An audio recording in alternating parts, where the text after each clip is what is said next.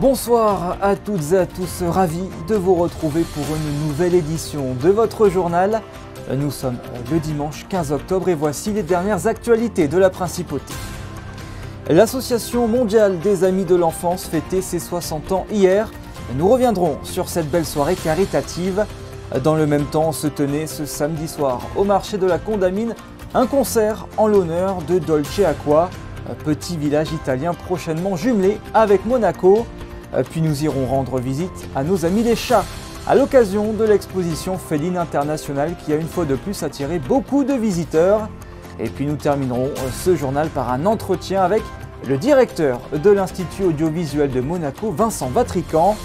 Lettres d'amour, c'est le prochain film proposé dans le cadre des Mardis du cinéma. 60 ans, ça se fête évidemment. Pour son anniversaire, l'Association mondiale des amis de l'enfance a organisé ce samedi soir un dîner-spectacle sur le thème de l'enfant en présence de la présidente de l'association, Son Altesse Royale, la Princesse de Hanovre. Un reportage d'Émilie Terrasson et Alban Gingembre. Si j'ai fille de roi, princesse de ces terres, si j'ai faisais la joie de son père et sa mère. Un dîner-spectacle sur l'enfance, c'est le thème sélectionné pour fêter les 60 ans de l'AMAD, une association qui œuvre en partie pour le respect des droits de l'enfant à travers le monde. L'AMAD a une expertise maintenant dans le domaine de l'enfance, dans le domaine de la protection de l'enfance plus vulnérable, qui s'illustre à travers ses programmes sur l'état civil, ses programmes sur la protection des mineurs non accompagnés, sur différents volets. L'AMAD soutient plus de 200 000 personnes, 200 000 enfants à l'heure actuelle. Donc c'est une vraie satisfaction, une satisfaction qu'on souhaite partager avec nos donateurs. Une centaine de donateurs étaient donc présents aux côtés de la présidente de l'association, la princesse de Hanovre. Un dîner-spectacle qui a replongé les convives en enfance avec des animations tout au long du dîner. Le dîner des 60 ans de l'AMAD, il a été imaginé à travers les 5 programmes que nous avons. La dignité des femmes, le travail sur la capoeira pour aider des jeunes en réinsertion, le travail des sans-papiers. Donc il y a vraiment tout un travail qui est fait pour les valoriser et la mise en scène tourne autour de ces 5 thèmes qui correspondent aux 5 programmes de l'AMAD. Autour de ces 5 tableaux, le chef Marcel Ravin, double étoilé au guide Michelin, a créé des recettes d'exception. Tel un balai, les serveurs participent également à cette mise en scène unique. J'ai voulu travailler en faisant des clins d'œil à des souvenirs d'enfance, ce qu'on aimait étant enfant. Et j'ai essayé d'amener ça à un niveau de gastronomie, puisqu'on a des plats qui sont assez... je dirais, vous savez, la cuisine c'est un jeu avant tout. Et j'ai essayé de jouer avec les mots, avec les saveurs, avec les textures et les repas de l'enfance. La soirée a permis de récolter plus de 685 000 €, des fonds qui vont permettre de continuer de soutenir les programmes de l'Association mondiale des amis de l'enfance. En basket, la Roca Team recevait cet après-midi Bourg-en-Bresse dans le cadre de la 7e journée de Betclic Elite et les Monégasques se sont imposés 78-67. Il reste la seule équipe invaincue en championnat de France. Élu meilleur joueur du mois de septembre, Mike James a reçu son trophée des mains de Ali Traoré, que vous pourrez d'ailleurs retrouver demain soir dans les experts du basket avec Frédéric Elion. Dans le cadre du futur jumelage entre Monaco et la commune de Dolce Acqua qui aura lieu le 3 novembre prochain, une soirée entièrement dédiée au village italien s'est tenue hier soir au marché de la Condamine. Découvrez le reportage de Justin Adel et Lionel Bernardi.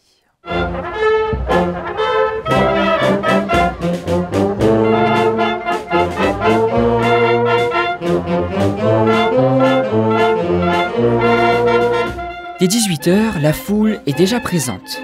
Des spécialités de la commune italienne sont proposées, une manière de faire connaître aux Monégasques la culture et les savoir-faire de ce village, prochainement jumelé à Monaco. Aujourd'hui, nous réunissons les deux populations, la population monégasque et beaucoup, alors les élus sont venus de Dolce Acqua, les élus monégasques, et nous avons de la population de Dolce Acqua qui est venue pour fêter, en fait, ce préjumelage qui aura lieu le 3 novembre. C'est donc un 3e jumelage pour la ville de Monaco, une fierté pour les deux communes. Cette soirée était donc inévitable. Questa sera è l'occasione per presentare un po' Dolce Acqua ai monegaschi, quindi con i nostri prodotti tipici che sono l'olio, sono il vino, i dolci, le micchette famose. Quindi è un'occasione per cominciare ad avvicinarci sempre più al 3 novembre, data del gemellaggio. À l'occasion, une délégation de 25 musiciens de Dolce Acqua s'est déplacée pour un concert. Ce dernier était suivi ensuite par une représentation de la musique municipale de Monaco, composée, elle, de 21 musiciens et d'un chef d'orchestre. Une manière de rassembler les deux communes lors d'une soirée conviviale et musicale.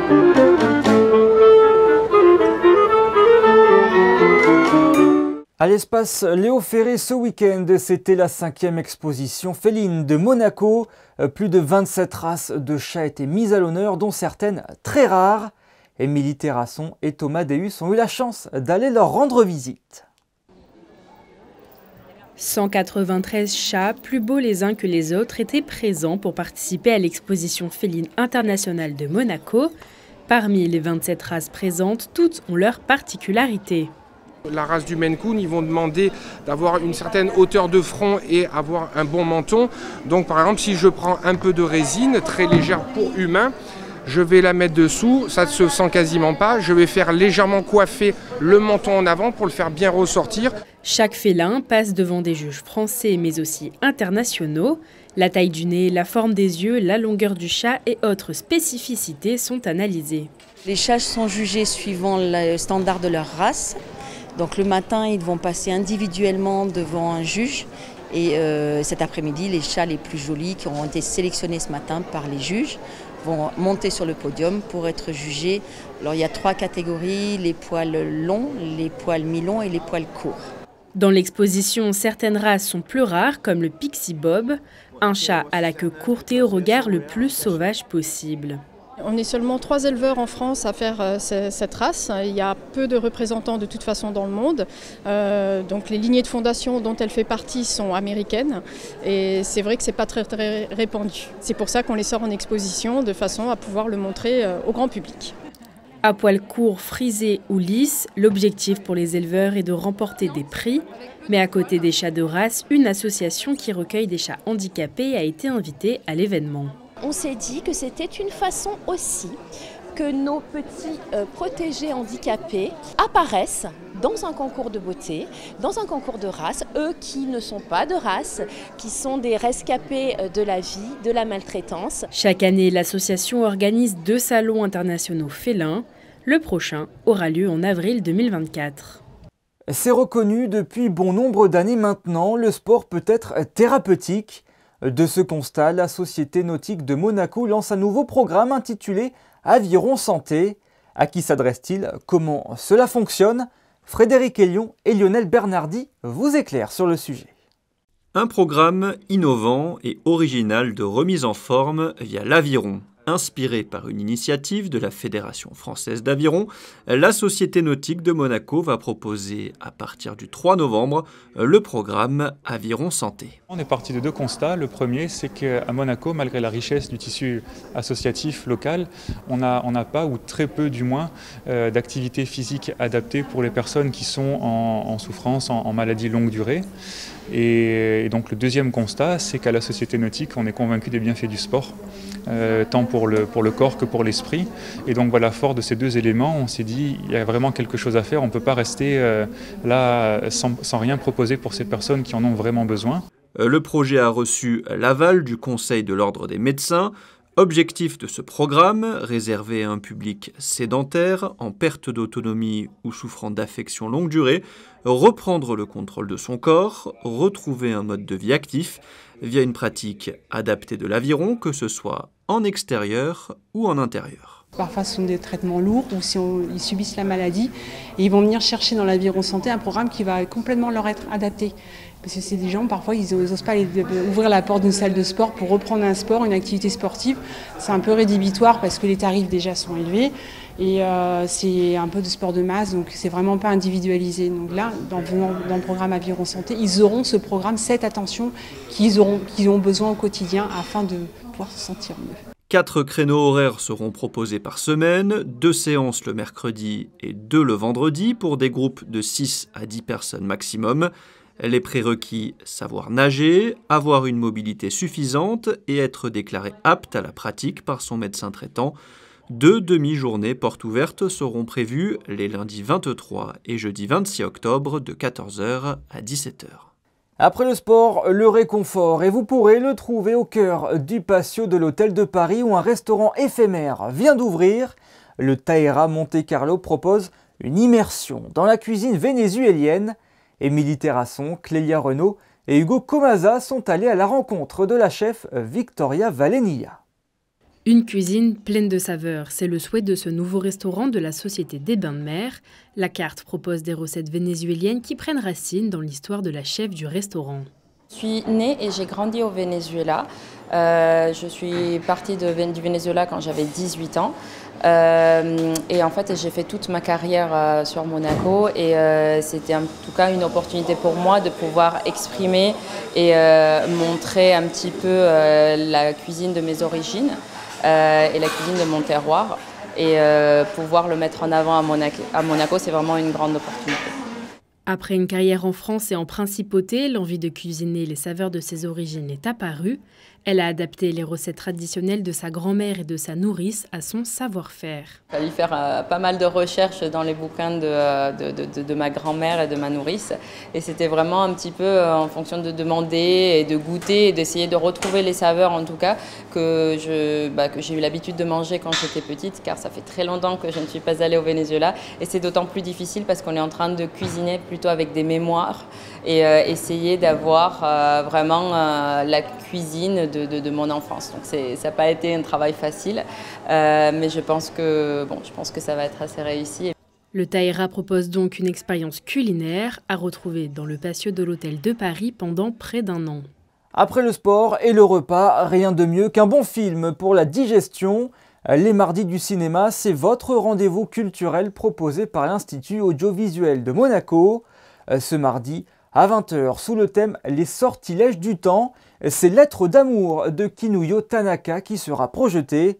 Un film japonais de 1957 que Fabien Bonilla et Vincent Vatrican vous présentent. Vincent Vatrican, bonsoir. Bonsoir Fabien. Lettres d'amour, c'est le titre d'un film japonais en noir et blanc dont nous allons parler aujourd'hui. De quoi s'agit-il? C'est une belle invitation, oui. Toujours une belle invitation. Eh bien, c'est un film qu'on a plaisir à montrer parce que c'est un film qui est totalement inédit. Oui. Enfin, inédit pendant quelques années. C'est un film qui date de 1953, qui n'est jamais sorti en salle de cinéma, présenté en festival. Et toute l'œuvre de Kinuyo Tanaka, qui est une réalisatrice, la cinéaste, a été restaurée par les studios japonais et sortie sur les écrans il y a quelques mois.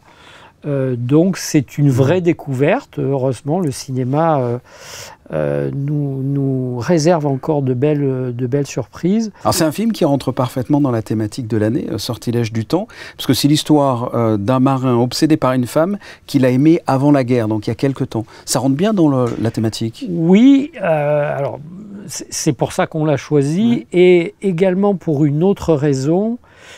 C'est qu'il y a un contexte historique, c'est-à-dire qu'on est juste après-guerre, et le film raconte aussi comment, dans le souvenir que ce personnage a de son amour de jeunesse, Michiko, découvre un ami de son frère dont le métier est d'écrire des lettres de jeunes femmes qui, pendant la guerre, ont eu une relation avec un GI et l'ont évidemment perdu de vue.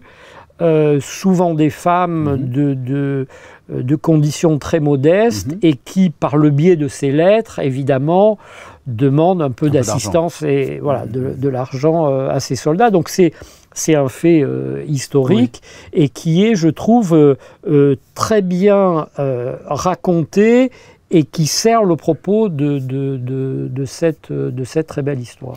Eh bien, allons voir Lettres d'amour. Merci Vincent. Merci Fabien.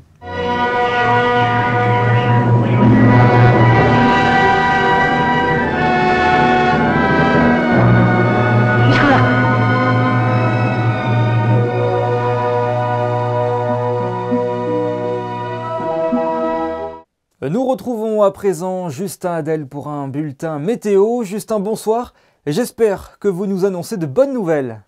Bonsoir Yannick, bonsoir à tous. Pour ce début de semaine, le temps sera similaire à celui d'aujourd'hui avec une petite différence. Il y aura nettement plus de nuages en principauté et ce n'est pas fini car de la pluie est attendue en milieu de semaine. Forcément, cela va avoir des répercussions sur les températures. 16 à 20 degrés sont attendus malgré un ressenti qui ne devrait pas dépasser les 20 degrés.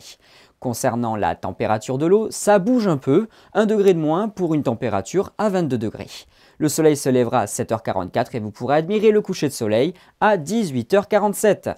Demain, n'oubliez pas de souhaiter une bonne fête aux Edviges, que vous connaissez, ainsi qu'aux Marguerite, Magali, Margot, Marjorie, Julien, Bertrand et même Gaudry.